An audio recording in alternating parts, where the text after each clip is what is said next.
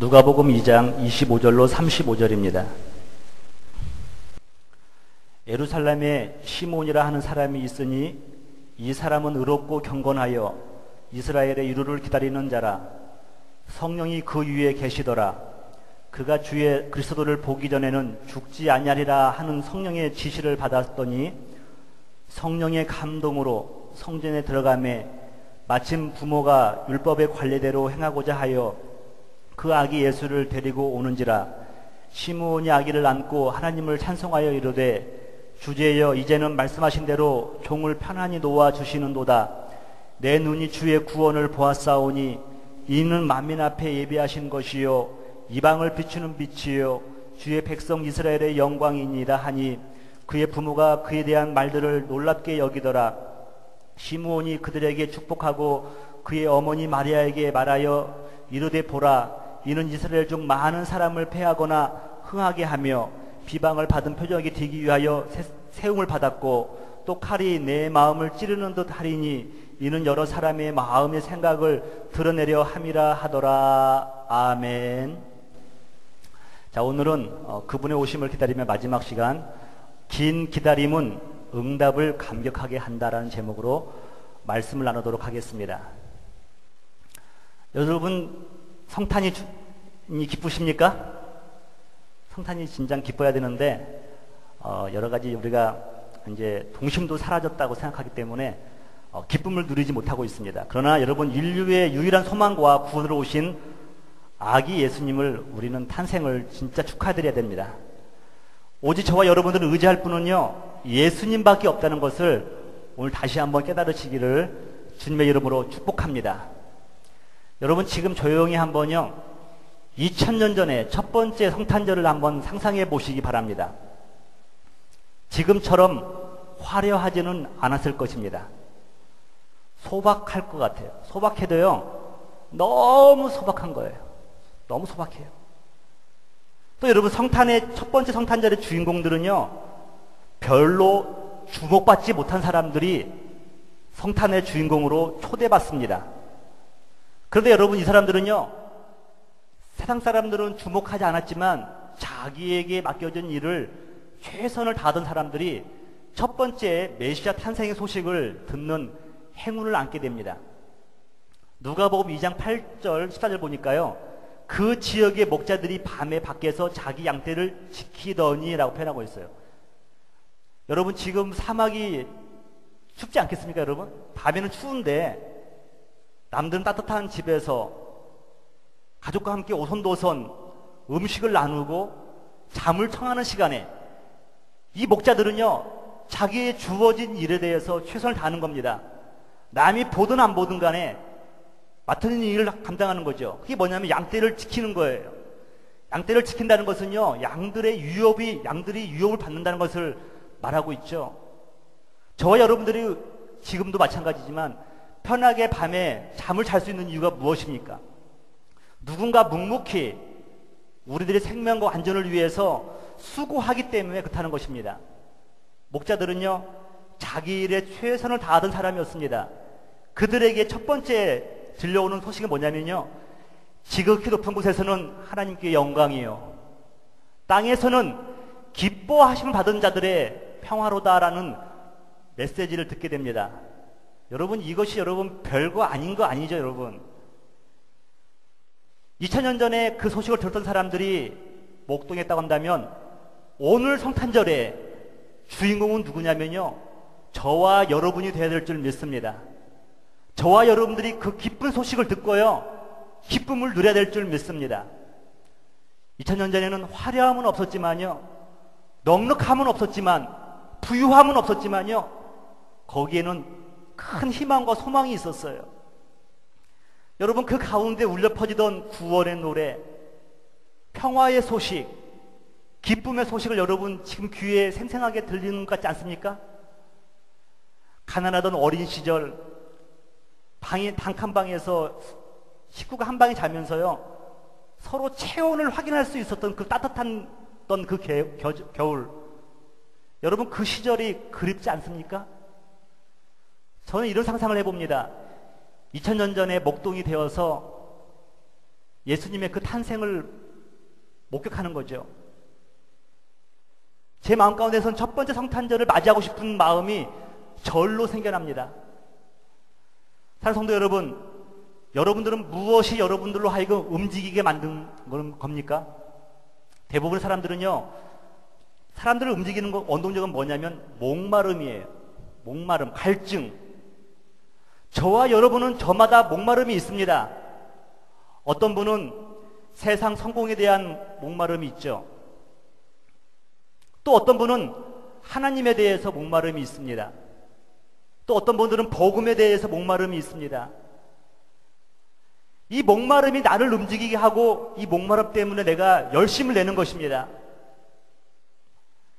기도하는 한 사람이 기도 없는 한 민족보다 강하다라고 외쳤던 존 낙스, 여러분 잘 아실 겁니다.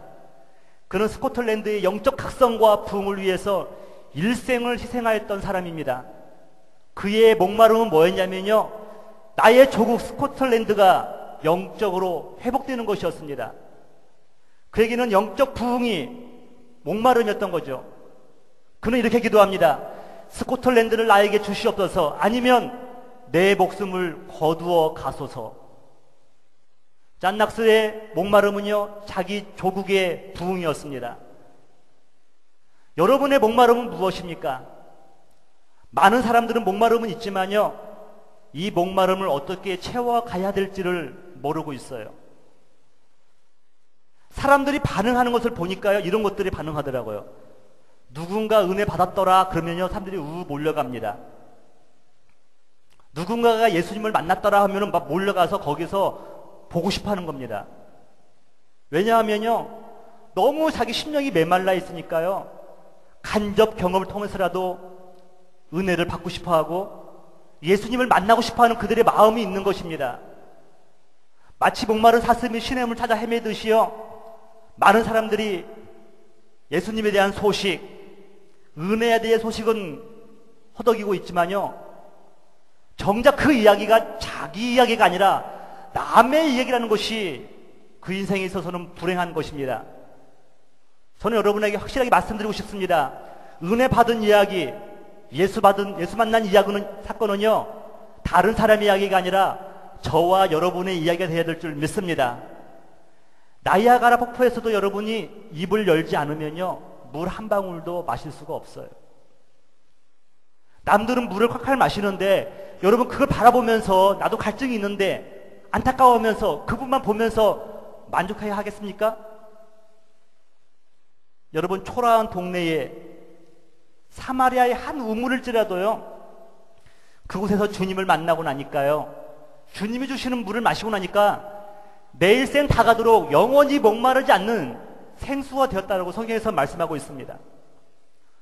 오늘 본문의 주인공 시몬이라는 사람이 있는데 그에 대한 객관적인 정보는 별로 없어요. 그가 어떤 사람인가에 대해서는 별로 나와 있지 않는데, 그러나 그 짧은 그의 삶을 소개하는 몇 마디를 통하여서 그가 어떠한 삶을 살아왔는지, 어떠한 인생을 경영했는지에 대해서 어렴풋하게 우리가 짐작해 볼 수가 있습니다. 저는 오늘 여러분에게 우리가 시몬처럼 예수 그리스도를 만나기를 소원하는 마음으로 말씀을 나누고자 합니다.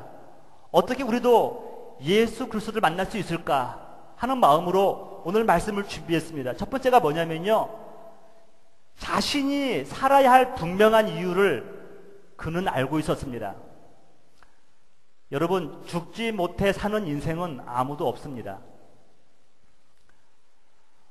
모두가 살아야 될 분명한 이유들이 있는데요, 다만 그것을 깨닫지 못할 뿐이에요. 여러분들이 오늘 살아야 될 이유가 있거든요, 분명히요.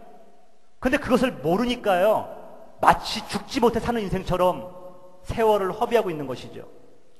이사야 43장에 보니까요, 이렇게 말씀하고 있어요. 이 백성은 내가 나를 위하여 지었나니 나를 찬송하게 하려 합니다. 저와 여러분들은 분명한 목적이 있죠. 하나님을 찬송하는 거예요. 여러분, 찬송이 교회에 와서 노래 부르는 것만 찬송입니까?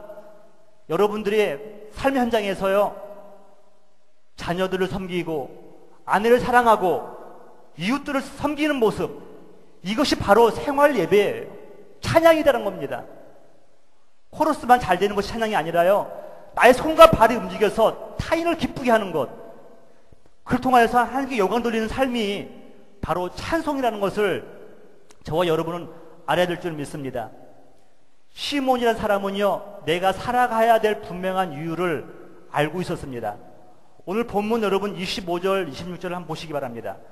25절 보면 예루살렘에 시몬이라는 사람이 있으니, 예루살렘 사람이라는 거예요. 이 사람은 의롭고 경건하여 그 다음에 이스라엘의 위로를 기다리는 자라 그랬어요. 아, 이 사람은 이스라엘의 위로를 기다린다. 여러분, 이 이스라엘의 위로는 무슨 말이냐면 하나의 관형사예요. 메시아를 기다린다라는 뜻이에요. 메시아를 기다린다. 또 그가 보니까 26절 보니까 그가 주의 그리스도를 보기 전에는 죽지 아니하리라, 그런 음성을 들은 적이 있었어요. 여러분, 메시아를 기다린다, 예수 그리스도를 보기 전에는 죽지 아니하리라, 이것이 자기의 분명한 인생의 목적이었던 것이죠. 시몬이라는 사람은요, 땅 위에서의 위로를 기대한 사람이 아닙니다. 그는 하나님이 주시는 위로를 기대하던 사람이었어요. 여러분, 이 당시가 어떤 시대입니까? 로마의 포로기예요. 로마의 압정이 심합니다. 여러분, 삶의 소망이 뭐가 있겠습니까? 나라 잃은 백성들이 무슨 소망이 있겠습니까? 오로지 그들이 소망 둘 곳은 뭐밖에 없었냐면 이스라엘의 위로, 메시아가 오셔서 자신들의 삶을 자유롭게 하고 복을 주기를 원하는 것이 바로 시므온의 간절한 바람이었던 것입니다. 저와 여러분은요, 깨달을 게 있어요. 사람으로부터는 어떠한 위로도 받을 수 없다. 그 위로는 받고 나면 또 기대하게 된다는 것이에요. 저와 여러분들은요, 하나님께서 주시는 하늘로부터의 위로를 받았을 때 만족하신다는 것을 믿으시기 바랍니다. 인생은 본래 외로운 존재예요. 운전을 하다가 잠깐 차가 신호등에 섰는데 버스가 이렇게 지나가는 거예요. 버스가 길잖아요. 한참 지나가더라고요. 근데 문득 이런 생각이 듭니다. 나 하나 없어진다고 해서 저 버스가 지나다니지 않을까? 나 하나 없어진다고 해서 테니스 코트에는 사람들이 어떨까? 우리 가족들은 처음은 슬퍼하겠지만 시간이 지나고 나면 또 나름대로 잘 극복하고 살아갈 수 있다. 인생은 나 혼자라는 거예요. 근본적으로 외롭다는 것입니다, 여러분. 외로운 여인 한나가 있었죠, 여러분. 이 한나의 특징은 뭐냐면요, 세상의 것으로는 남편이 아무리 잘해준다 할지라도 남편 것으로도 위로받을 수 없는 사람이었습니다. 성경에 보니까 이렇게 말하고 있어요. 분인나는 유자하고 한나는 무자하더라. 여러분, 분인나가 첩으로 들어왔는데 첩은 자녀를 낳았고요, 조강지처인 한나는 무자하더라. 자녀가 없던 거예요. 그 마음에 여러분 얼마나 큰 위로가 필요하겠습니까? 1년에 한 번씩 남편이 제사를 드릴 때, 예배를 드릴 때에 그 분깃을 나누는데 다른 사람들은 다 한 몫씩 주지만 남편이 특별히 한나를 사랑하여서 그 여인에게는 2몫을 줍니다. 남들보다 2배의 수입이 더 많은 거예요. 여러분, 그런데 그것조차도 한나의 외로움을요 풀어줄 수가 없었습니다. 보다 못한 남편 엘가나가 이렇게 말합니다. 사무엘상 1장 8절이죠. 그의 남편 엘가나가 그에게 이르되 한나여, 어찌하여 울며 어찌하여 먹지 아니하며 어찌하여 그대의 마음이 슬프냐? 내가 그대에게 10 아들보다 낫지 아니하냐 하니라. 다른 말로 하면 내가 있는데 위로가 되지 않느냐는 거예요. 다른 10 아들보다 당신에게 더 큰 위로가 되고 싶다는 것이 엘가나의 바람이었죠. 그런데 여러분, 남편의 이렇게 귀한 사랑도요, 한나의 근본적인 외로움에 대해서 위로를 하지 못했다는 것입니다. 여러분, 우리가 기다리는 모든 위로의 본질은요, 하나님께서만 만져주실 때 우리는 그 위로를 받을 수가 있는 거예요. 사람의 위로를 구할 때요, 꼭 어려움을 겪게 된다는 것을 제가 많이 경험하게 됩니다. 그러면서도 제가 이렇게 구하게 되는 사람의 위로를 구하게 되는 그 어리석은 존재가 바로 제 자신이 아닌가를 생각해 봅니다. 예수님은 사람에게 위로를 구하는 저에게 늘 고통을 주셔요. 힘을 빼셔요. 힘 빼기를 하시죠. 깨닫게 하시는 게 뭐냐면 의지할 분은 예수 그리스도밖에 없구나. 그것을 날마다 깨닫게 해주셔요. 왜 그러냐면 예수 그리스도만이 참된 우리의 위로자가 되기 때문에 그렇다는 것입니다. 성경에서는 다음과 같이 말씀합니다. 마태복음 4장에 보니까요, 흑암에 앉은 백성이 누구예요? 저와 여러분이에요. 여러분, 우리 그럴싸하게 앉아있지만요, 흑암에 앉은 백성이 저와 여러분 아닙니까?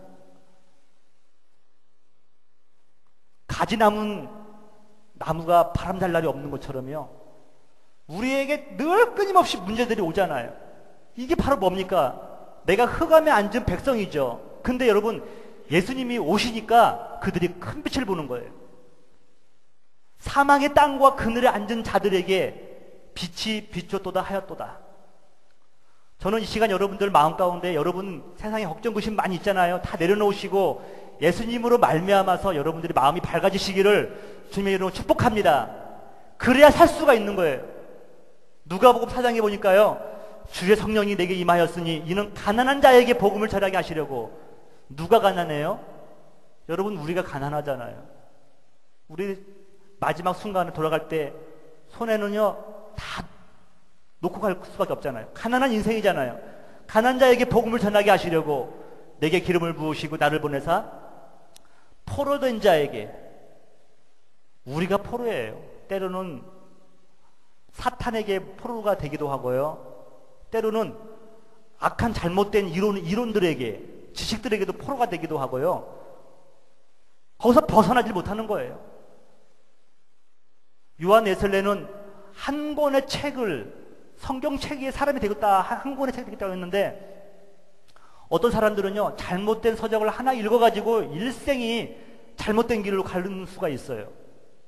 영적으로 그게 뭡니까? 포로된 자라는 거죠. 포로된 자. 그들에게 자유를, 눈먼 자에게 다시 보게 함을 전파하여 눌린 자를 자유케 하고 주의 은혜의 해를 전파하게 하려고 하십니다라고 예수님은 말씀하고 있습니다. 여러분, 시므온은요 분명한 삶의 목표와 방향이 있었던 사람입니다. 내가 살아야 될 분명한 이유, 그것은 하나님의 위로와 그리스도를 보아야 된다는 것입니다. 그를 만나야 된다는 것입니다. 여러분의 삶은 어떻습니까? 여러분의 삶은 분명한 목적과 방향이 있습니까? 오늘도 내가 살아가야 될 분명한 이유가 여러분들 발견할 수가 있겠습니까? 이것이 있는 사람은요 오늘 행복할 수가 있어요. 누가 뭐라 하더라도 그 길을 갈 수가 있는 겁니다. 보람 있는 인생을 살 수가 있는 거죠. 여러분이 분명히 살아야 될 이유, 내일도 살아서 주님의 일을 해야 될 이유, 바로 그 이유가 뭐냐면요, 예수 그리스도가 되시기를 주님의 이름으로 축복합니다. 그가 우리 내 인생에 목적이 있을 때는요 고난의 길을 가도 우리는 행복한 겁니다. 두 번째, 시므온은요 성령의 인도함을 받는 사람이었습니다. 우리 26절 후반부에 보시면요 성령의 지시를 받았더니 표현하고 있어요. 또 27절에 보면 성령의 감동으로 성전에 들어갔다라고 표현하고 있어요. 깨달은 게 뭐냐면, 여러분들이 오늘 여기 나온 것도 성령의 인도하심이라고 믿으십니까? 그냥 뭐 여러분들 저한테 눈도장 찍을 일이 별로 없잖아요.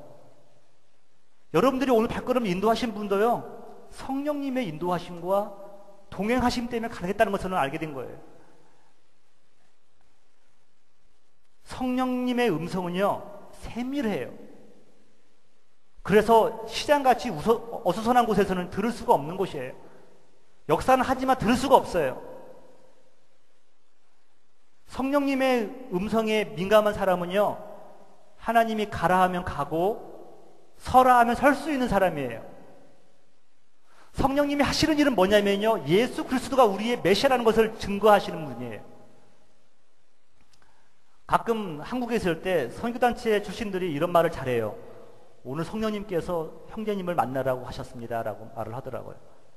오늘 하나님께서 이렇게 이렇게 말씀하셨습니다라고 그런 얘기를 잘 하더라고요. 신기했어요. 나는 목사인데도 성령님이 이렇게 하라는 말을 내가 잘 못 듣는데 참 잘 들으시는구나. 뭐 그분이 진짜일 수도 있고 뭐 어떠면 뭐 환상 가운데 있을 수도 있겠죠. 근데 제가 판단하는 게 뭐냐면요, 성령님의 음성은요, 전 두 가지의 기준을 가지고 있어요. 하나는 그 음성이 들려왔을 때 내 마음이 평안한가. 영과 영은 통하죠. 성령님의 음성을 들으면 내 마음이 평안한 겁니다. 기쁜 겁니다. 성령님께서 인도할 가능성이 무지장 많아요. 또 하나는 뭐냐면요, 그 다음으로는 좁은 길로 가라는 것이죠. 좁은 길로. 내가 손해보는 길로 가는 것이 성령님의 음성일 확률이 많습니다. 당장 내 눈앞에 이익을 쫓아질 때는요, 그 넓은 길이잖아요. 그건 성령님의 음성이보다는 나의 자아의 음성일 가능성이 많아요. 내 음성, 내 마음의 소원일 가능성이 많다는 겁니다. 내 마음이 평안한가? 아니면 좁은 길로 가라고 하시는 건가? 이걸 통하여서 성령님의 음성을 우리가 깨달을 수가 있는 것입니다.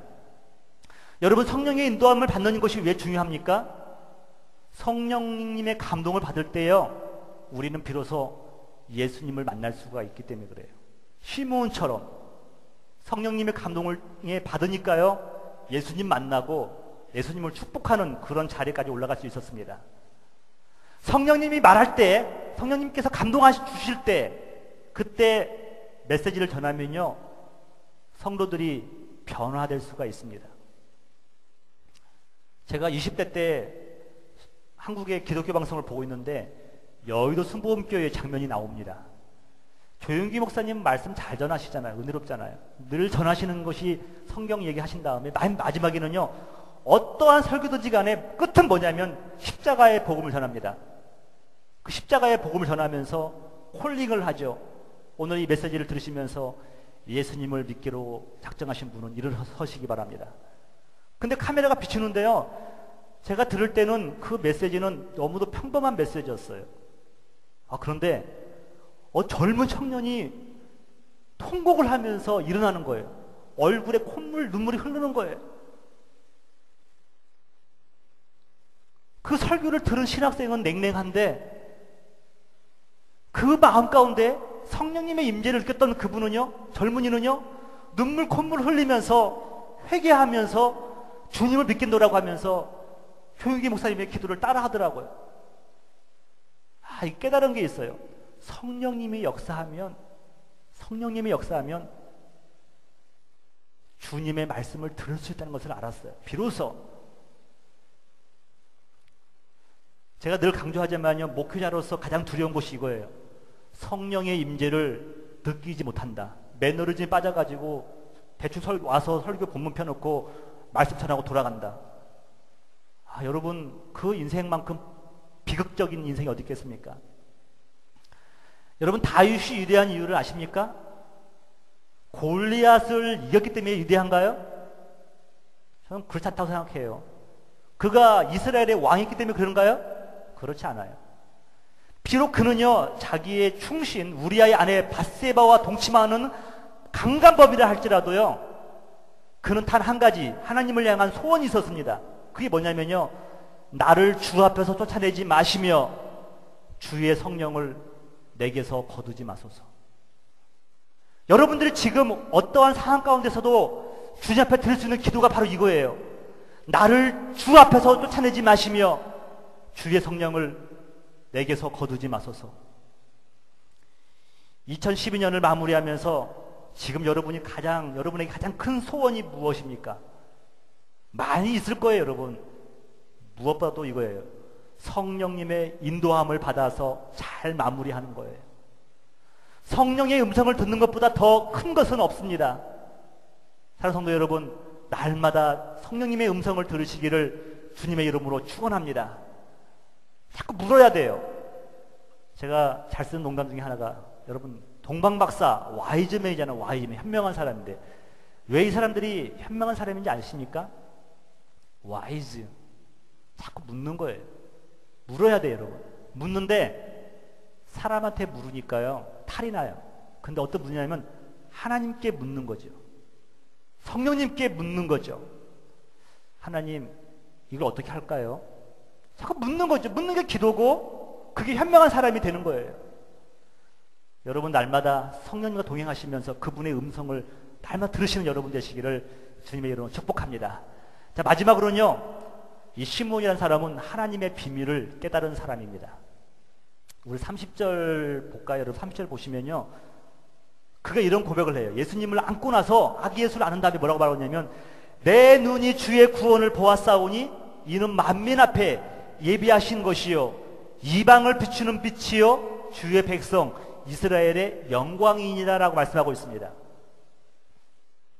시므온은 아기 예수를 보는 순간 내가 구원을 보았다라고 선포하고 있어요. 여러분, 그 당시에 아기 예수를 본 사람이 비단 시므온만 있습니까? 부모도 이런 고백을 안 했어요. 친척도 이런 고백을 안 했어요. 동네 사람들도 외면했습니다. 근데 시므온은요, 하나님이 주신 지혜로 말미암아서 내가 구원을 보았다라고 말을 할 수가 있었어요. 지난주 제가 여러분에게 말씀하시면서 주변적인 거 붙들지 마시고 예수 그리스도를 붙들라고 제가 여러 말씀하면서 마국간 얘기를 했습니다. 마국간에는요, 지푸라기도 많고 오물도 많고 헝겊도 많고 이것저것 많이 있습니다. 거기 가가지고 지푸라기 잡고 내가 예수 잡다 말하면 안 돼요. 아기 예수를 꼭 붙들고 내가 예수를 만났다고 말을 해야 되는 겁니다. 수많은 사람들이 예수를 보았지만 구원을 보았다고는 말하지 않았습니다. 시므온은요, 하나님의 비밀을 알았다는 것입니다. 여러분, 하나님의 비밀이 무엇입니까? 골로새서 2장 2절이에요. 이는 그들로 마음의 유한을 받고 사랑 안에서 연합하여 확실한 이해의 모든 풍성함과, 여러분 예수 그리스도 안에 풍성함이 있다는 거예요. 그러면서 하나님의 비밀인 그리스도를 깨닫게 하려 함이니, 여러분 예수 그리스도가 하나님의 비밀이래요. 비밀은 뭡니까? 모든 사람이 다 아는 것이 아니에요. 들을 귀 있는 자들만 듣고 깨달을 수 있는 거예요. 아기 예수를 다 봤지만 유독 시므온만이 내가 구원을 보았다라고 선포할 수가 있었습니다. 바로 이 비밀은요, 그리스도가 구원자임을 아는 것이죠. 이 비밀이 모든 사람에게 승리를 안겨주는 것 같지는 않아요. 여러분 34절에 보니까요, 시므온이 그들에게 축복하고 그 어머니 마리아에게 말하여 이르되, 보라, 이는 이스라엘 중 많은 사람을 패하거나 흥하게 하며, 많은 사람을 패하기도 할 수 있대요. 또 흥하기도 할 수가 있대요. 비방을 받는 표적이 되기 위하여 세움을 받았고, 여러분 예수 믿는 거 이 땅에서 영광 보기 위해서 예수 믿는다고 한다면 여러분 조금 각도를 바꾸셔야 돼요. 저와 여러분들은 예수님의 발자취를 쫓아가잖아요. 그런데 예수님이 세움 받은 이유는 뭐냐면요, 바로 나와 있잖아요. 예수님이 표적이 된 이유는 뭐냐면 비방을 받는 표적이 되기 위하여 세움을 받았다라고 말씀하고 있습니다. 사실 오늘날 예수를 믿는다는 것, 또 예수 그리스도의 복음이요, 많은 사람들에게 걸림돌로 작용하고 있습니다. 십자가가요, 연예인들이 목에 걸고 귀에 걸고 나오는 그런 십자가 아니라 십자가의 복음이요, 많은 사람들에게 걸려 넘어지게 하는 거예요. 그들은 영광의 복음은 기뻐하면서도 고난과 희생과 섬김의 십자가의 복음에 대해서는요, 외면하고 있다는 것입니다. 그런데 사도 바울은 말하고 있죠. 고린도전서 1장 18절에 보니까 십자가의 도가 멸망하는 자들에게는 미련한 것이요, 그러나 구원을 받는 우리에게는 하나님의 능력이 됨이라. 할렐루야. 여러분에게 십자가가 구원의 능력이 되시기를 주님의 이름으로 축복합니다. 걸려 넘어지면 나만 손해예요. 영광의 크라운을 받기 전에, 영광의 관을 받기 전에, 부활의 기쁨에 동참하기 전에 십자가를 지고 고난과 희생이 있었기 때문에 그게 가능하다는 것입니다. 저는 복음이 여러분에게 걸림돌이 되지 않기를 진심으로 기도합니다. 오늘 말씀을 마치면서요, 주님과 함께 하시는 복된 성탄절이 되시기를 주님의 이름으로 축복합니다. 성탄절은요, 성령님과 함께, 성령님의 임재와 함께 출발하는 거예요. 여러분들 이 시간 우리 진리의 성령 부르시면서 결단의 기도를 하기를 원합니다. 다 같이 일어나시겠습니다.